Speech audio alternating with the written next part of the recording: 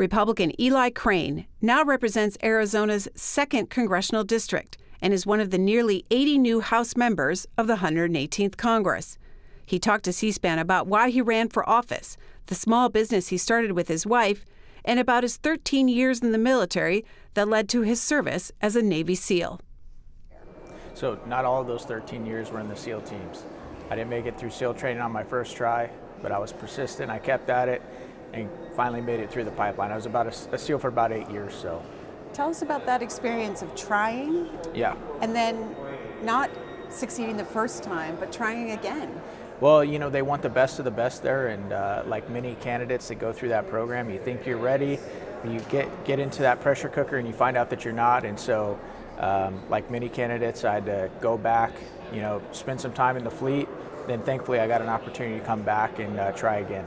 What did that experience teach you about yourself? Absolutely. I think adversity is one of the best teachers we can ever have, and it was definitely a blessing for me. It taught me that just because you think you deserve something doesn't mean you do deserve it. And it taught me perseverance and resilience, and so I'm grateful for it. So for those 8 years that you were a Navy SEAL, what were your responsibilities and what characteristics from that experience, you know, how did it define you? Yeah, well, like a lot of organizations, you start at the bottom. I started as a turret gunner and a machine gunner, and I worked my way up to the end of my career. I was a lead sniper, a point man, and a lead navigator. And you know, it just taught me accountability. It taught me leadership, teamwork, and I think that really translated into small business, which is where I went before I came here to Congress. But it translates here as well, because in this body where there's 434 people, then you have the Senate and the executive branch, you're not going to get anything done by yourself. So if you don't work well with others, and if you're not willing to humble yourself and listen to other people, you're probably not going to get a lot done here. What's the transition like for a Navy SEAL to civilian life? You know, it can be difficult, you know, because you come from an environment where, you know, it's very, very high speed. There's a lot of pressure.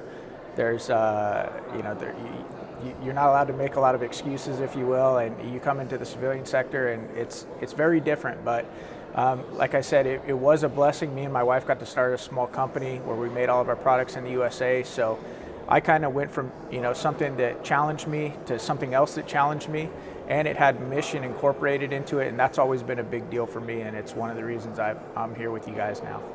Tell us about the business that you started. Yes, ma'am. It was called Bottle Breacher. It was featured on, I think, season 6 of Shark Tank.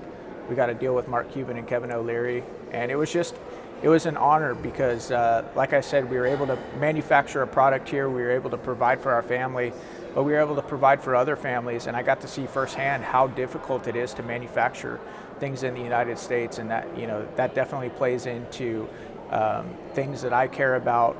Small business, manufacturing in the USA, making sure that, you know, we don't lose all of our manufacturing capabilities and things along those lines. Who did the pitch on Shark Tank? My wife and I actually did the pitch. In season 6, it was the Veterans Day episode. We were in the tank for about an hour and 20 minutes. I think if you go watch the episode, it was like 8 or 9 minutes. The clips that you can find now on the internet are like 4 or 5 minutes, but it was an amazing opportunity, and we're grateful to Shark Tank for giving us the opportunity to do that. And what is the product? So it's interesting, we started making 50 caliber bottle openers. And that sounds really silly, but when you break it down, a lot of guys have never held a 50 caliber round in their hand. They've definitely never held one in their hand that have their name or their company logo on the back, and one that can open their beer. So it turned out to be a phenomenal product. We sold over $20 million worth of the product.